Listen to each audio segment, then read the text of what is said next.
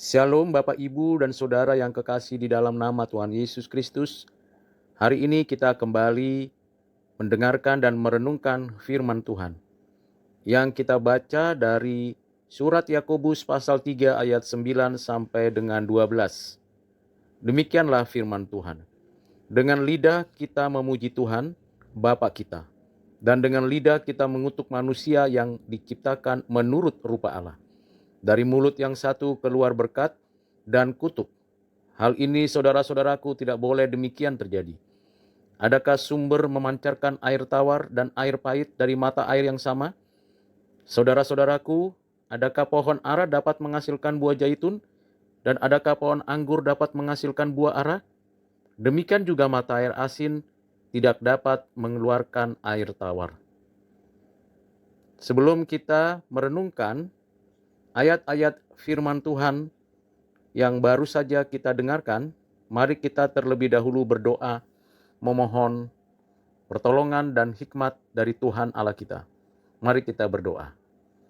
Bapa di surga, di dalam nama Tuhan Yesus, kami bersyukur untuk firman Tuhan yang sudah kami dengar. Bukalah hati kami untuk mengerti firman-Mu dan memahami apa yang Engkau katakan kepada kami. Ya Tuhan, kasihanilah kami dan mampukanlah kami untuk menjadi pelaku firman-Mu. Di dalam nama-Mu Tuhan Yesus Kristus, kami berdoa dan mengucap syukur. Amin. Bapak, Ibu, Saudara yang kekasih di dalam Kristus, kita tahu bahwa satu-satunya makhluk di atas bumi ini yang mengomunikasikan pikirannya melalui bahasa yang dapat dimengerti ialah manusia. Kita sudah diajarkan oleh orang tua, bahkan sejak dalam kandungan, diberikan kemampuan untuk berbicara. Kata-kata yang kita keluarkan dari mulut kita datangnya dari pengetahuan yang kita terima. Pengetahuan yang dapat kita peroleh secara indrawi dari yang didengar, dilihat, bahkan yang kita upayakan untuk kita terima. Kita dididik, dilatih untuk berkata-kata sejak masih kita bayi.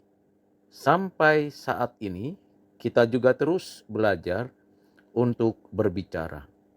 Kita berbicara kepada diri, kepada sesama, bahkan kepada Tuhan Allah dengan kata-kata yang kita terima, kita pelajari, bahkan yang kita ungkapkan, kita temukan pengertiannya. Kita bersyukur karena ada alat-alat ucap yang ada di tubuh kita, baik itu lidah, pita suara, maupun rongga udara. Seluruhnya dapat kita manfaatkan untuk berbicara. Mulai dari perkataan yang sangat sederhana, sapaan yang sangat indah, sampai kepada pemahaman-pemahaman yang mendalam yang kita dapat ucapkan, kita ujarkan kepada sesama kita. Namun faktanya kita seringkali menggunakan kata-kata yang tidak tepat, tidak benar, tidak suci, dan tidak adil kepada diri, sesama, dan bahkan kepada Tuhan Allah. Kita menyampaikan pujian dan doa-doa kita kepada Tuhan Allah. Kita menempatkan diri seperti setara dengan Tuhan Allah. Kita berkata-kata dengannya dalam doa tanpa rasa hormat dan menghargai. Sebaiknya kita melakukan doa-doa kita dengan kata-kata yang penuh hormat, penuh penghargaan. Karena Ia adalah Tuhan kita. Kita adalah ciptaannya. Namun kita juga seringkali menggunakan kata-kata kita justru menghina, meremehkan, melecehkan sesama kita. Kita membuli orang-orang yang berbeda dengan kita, mengutuki, bahkan menyampaikan kata-kata yang tidak pantas. Tuhan Yesus berfirman kepada kita di dalam Matius pasal 12 ayat 37.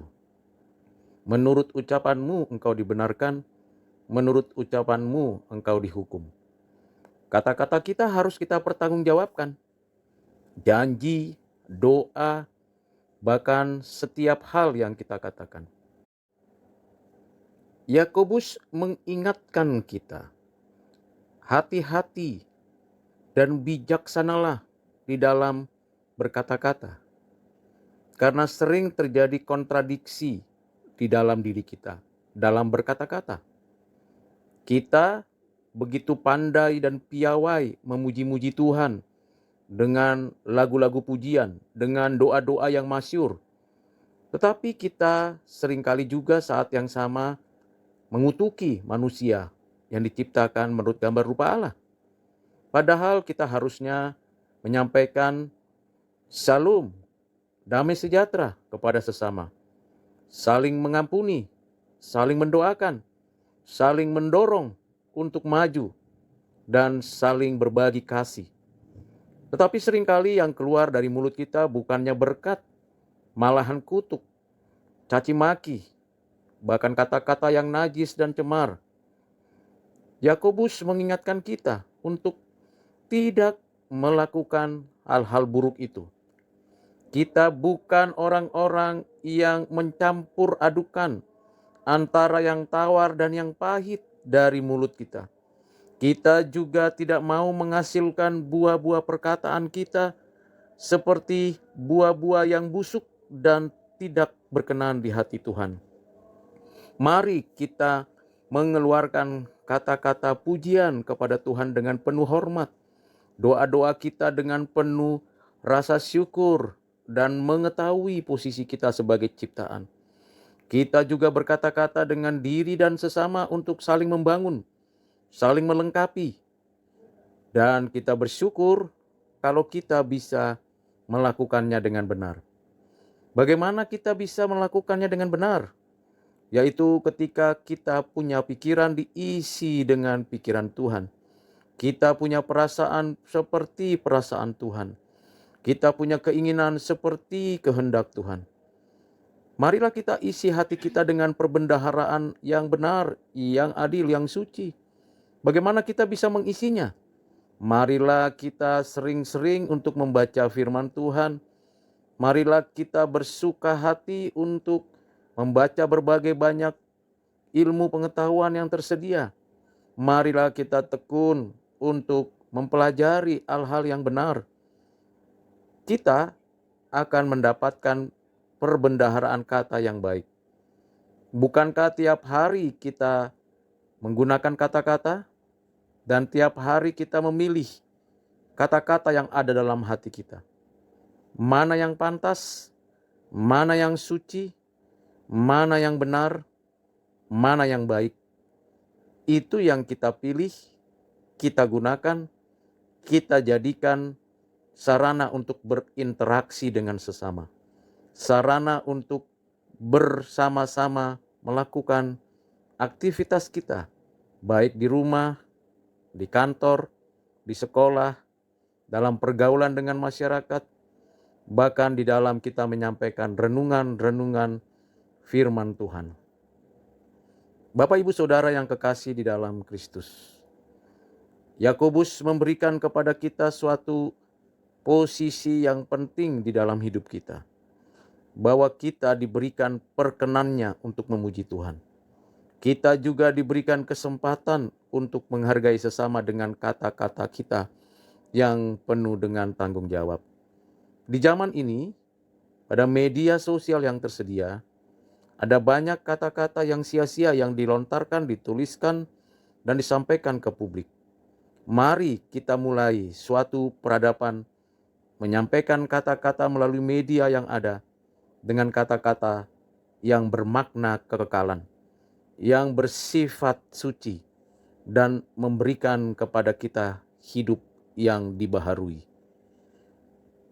Bapak Ibu Saudara yang kekasih dalam Kristus, kiranya kita semakin hari semakin bertumbuh, berakar dan berbuah di dalam kata-kata yang bermakna bagi kemuliaan Tuhan. Tuhan Yesus memberkati kita. Mari kita berdoa. Ya Tuhan Allah kami yang di surga, Kiranya Engkau mengampuni dosa kesalahan kami, yang seringkali kami menggunakan kata-kata kami tanpa rasa hormat dan menghargai kepadamu. Bahkan seringkali kami menggunakan kata-kata kami bukan membangun sesama, tetapi melukai dan menghina mereka. Ya Tuhan, ampunilah kami. Berilah kepada kami kesadaran untuk menggunakan kata-kata kami dengan baik dan benar. Isilah hati kami dengan perbendaharaan yang baik dan benar dari firman-Mu. Karena firman-Mu pelita bagi kaki kami dan terang bagi jalan kami.